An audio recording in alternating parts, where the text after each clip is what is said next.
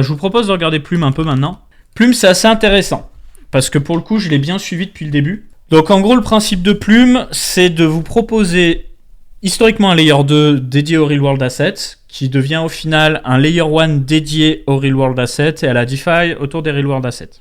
Donc quelle nouveauté ? C'est simplement de nous dire, c'est pas un Layer 2 ou un Layer 1 à tout faire, c'est un Layer 1 qui se spécifie sur les Real World Assets, c'est-à-dire actifs du monde réel.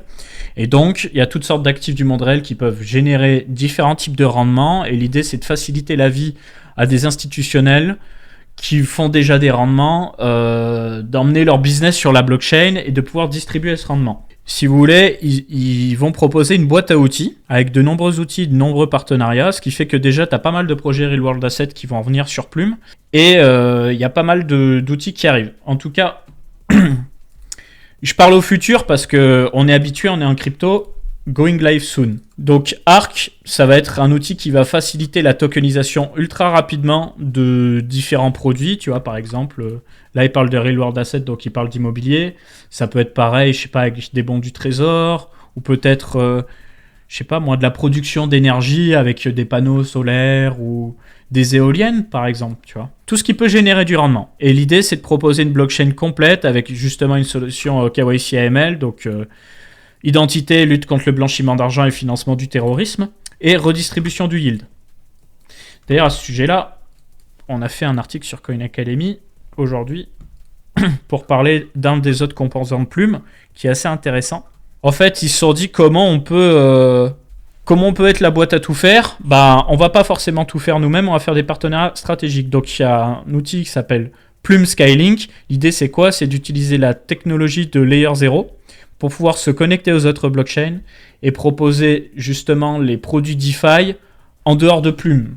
Il nous parle de 17 partenariats, on va prendre directement le tweet sur le sujet, qui lui-même va nous ramener directement sur l'article de blog. Laissez-moi le retrouver, 2 secondes. Débloquer le rendement des Real World Assets Interchain avec Skylink sur 17 réseaux, dont Solana, Movement et Injective. Et donc, on a la longue liste des partenaires: Solana, Movement, Injective, Omni Network, Circuit, ApeCoin, Polyhedra, Gravity, le Layer 1 de Galaxy, enfin le Galaxy, Merlin, Xion. Donc il y en a vraiment pour tous les goûts. Il y en a pour tous les goûts. Et l'idée, c'est de pouvoir très rapidement proposer... En fait, c'est un Layer 1 et protocole DeFi finalement.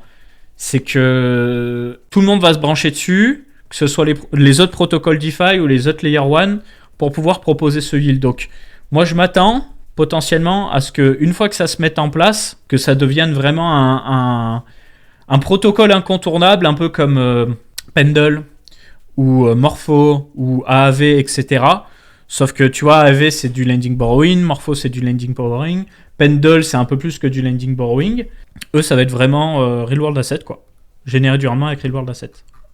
On peut voir sur leur site qu'il y a d'autres produits. Quand tu vas sur technologie, tu as PayUSD. Donc ça, c'est pareil, on a peu d'infos à ce sujet-là. Mais tu auras un USD généré par Plume, où tu vas pouvoir minter cet USD et générer du rendement dessus, de ce que je comprends bien. Et c'est backé par d'autres stablecoins. Alors, on a peu d'infos, mais tu vois, un peu comme Ethena ou Usual, d'une certaine façon, tu donnes du stablecoin, entrant en PUSD, et après, tu vas pouvoir faire du rendement avec. Et tu peux à tout moment convertir dans le sens inverse. Donc, je m'attends à ce qu'il y ait, pareil, plein de protocoles DeFi qui l'intègrent au fur et à mesure. Alors après, qu'est-ce qu'on a comme autre produit ? Passeport Plume, alors ça, ce serait un wallet dédié pour l'usage. Alors je sais pas si ça aura beaucoup de buzz. Pour le coup, les gens ont déjà leurs habitudes avec leur propre wallet. Par contre, on nous parle de transactions sans gaz. Donc ça, pourquoi pas. Pourquoi pas. Mais tout ça pour vous dire que ce soit Arc pour la tokenisation, Nexus qui va servir d'oracle en fait, où ils bossent avec d'autres oracles pour avoir une solution intégrée à Plume, et Nest pour mesurer le rendement. Tout ça, c'est au futur. Le mainnet Plume, il n'est pas encore live. Ces produits-là, ils sont pas encore live, il y a tout à faire. Par contre, niveau partenariat, c'est assez violent. Alors, je sais pas si je peux trouver ça quelque part. Peut-être sur écosystème, ouais. Voilà, il y a plein de produits qu'on connaît pas. Mais on a aussi Angle qu'on connaît, avec son stablecoin. Qu'est-ce qu'il y a d'autre ? Centrifuge, pareil, Layer 1 Real World Asset. Je zappe quand je connais pas. Désolé s'il y en a que vous connaissez que je zappe. Beaucoup de partenariats. Après, est-ce que ça va prendre ? Je sais pas. J'ai vu passer une info comme quoi il va y avoir aussi plus de 5 milliards de dollars d'actifs qui vont être tokenisés sur Plume dès le lancement. Donc ça va être assez cool à regarder. Donc en résumé, c'est quoi Plume? C'est une solution complète avec du ZKTLS, avec la technologie de Layer 0, la technologie d'Arbitrum aussi pour pouvoir proposer de l'EVM, parce que c'est natif EVM, proposer des bonnes performances et proposer du yield en fait. Donc c'est un Layer 1 protocole DeFi en gros. Alors que d'habitude on a l'habitude de voir que des protocoles, bah là c'est aussi un Layer 1. J'ai pas farmé le airdrop. Moi j'en ai acheté en seed. Voilà, j'ai mis un petit ticket en seed qui a bien pris. Donc je suis quand même bien chargé. En rajouter, ce serait me surexposer au niveau de mon wallet. Mais voilà, je veux que vous sachiez que je suis quand même bien chargé. Et Plume partage beaucoup de choses sur son Twitter. Hein. C'est constant par contre. Hein. Il y a des partenariats à longueur de temps. Je m'étais noté plein de trucs de mon côté par rapport à Plume. Essayez de voir. Attendez 2 secondes. Le token est live par contre. Depuis une semaine, je crois. Et là, il se cherche en termes de price action. Tu vois, il est sorti le 21 janvier. Il allait au plus bas un peu plus de 8 centimes. Il est monté à 21, voilà, 21, 22. Et là, il se cherche au niveau du prix. Donc, voilà. En tout cas, ce que je peux vous dire, c'est que au round précédent, il y en a qui sont rentrés à quelques centaines de millions de valos, qui sont leurs jetons qui sont débloqués, qui sont bloqués un certain temps. Et je crois que cette info est publique. CryptoRank, Plume, vesting. Donc, tu as une partie qui est débloquée pour l'airdrop. Tu as une partie qui se débloque au fur et à mesure pour community et écosystème. Ça, vous pouvez le voir sur leur wallet, mais c'est pas des grosses quantités. Et après, tout ce qui est early backer, core contributor, ça arrivera 6 mois après la sortie, donc pas de déblocage pas avant juillet. Donc déblocage successif. Valorisé un peu au-dessus du 1 milliard, est-ce que ça va tenir? Je ne sais pas. En tout cas, niveau tech, je trouve ça pas mal du tout. Hein. Je trouve ça pas mal du tout. Plume sert de gas token pour le Layer 1, hein, accessoirement. Tu auras du staking... classique. Hein. Est-ce que ce sera suffisant? Je ne sais pas par contre. Je vais voir, je retrouve la doc. Pense quoi du Flux? Moi, moyen chaud sur Flux honnêtement. Hein. Doc, voilà. Au niveau des composants. Donc l'architecture, c'est basé sur Arbitrum. Je pense qu'à la base, ils voulaient faire un Layer 2 basé sur la tech d'Arbitrum. Et après, ils se sont dit, bon, on va faire un Layer 1 directement pour avoir plus la main. Et aussi, la grande nouveauté, putain, j'ai failli zapper. La grande nouveauté de Plume, c'est leur... je crois, c'est pas du Proof of Liquidity. Je suis pas sûr. Attends, Plume... Proof of Liquidity. Si, c'est peut-être ça, remarque. Voilà, c'est ça. Proof of Representation. Voilà. Et donc, l'idée, c'est de proposer un consensus qui est adapté à Real World Assets. Donc, leur critique du secteur actuel des crypto-monnaies, c'est que le Proof of Stakes, ce serait pas suffisant de staker pour... protéger des milliards ou des dizaines de milliards ou des centaines de milliards d'actifs du monde réel. Donc ils ont essayé de proposer un consensus qui sécurise mieux d'un point de vue sécurité économique ces dizaines et centaines de milliards de dollars d'actifs. Donc c'est ça leur plus-value, c'est d'aller voir les institutionnels et leur dire ouais, Ethereum c'est bien mais moi c'est mieux, tu vois. Donc c'est un peu vulgairement expliqué comme je vous l'explique ici, hein. Mais dans l'idée c'est ça. Et donc au final vous voyez exécution, bon bah c'est Arbitrum. Consensus, ils ont mis leur propre protocole de consensus adapté, je pense, pour avoir les performances au rendez-vous. Après, niveau performance, pour le moment, ça n'a pas l'air d'être explosif. Hein. Je crois que tu as un bloc toutes les 30 secondes. Je sais qu'ils sont capables de faire mieux, mais à mon avis, ça reste à prouver. Ensuite, donc, le consensus, enfin la sécurité économique, Proof of Representation, Data Availability, logique. LZKTLS pour la transmission de données. Donc voilà, si vous voulez vous renseigner sur Plume, je regarde vite fait si j'ai des notes, si je pense que je peux vous montrer. Je ne vais pas vous partager le lien, mais je peux vous montrer. Allez, de haut en bas.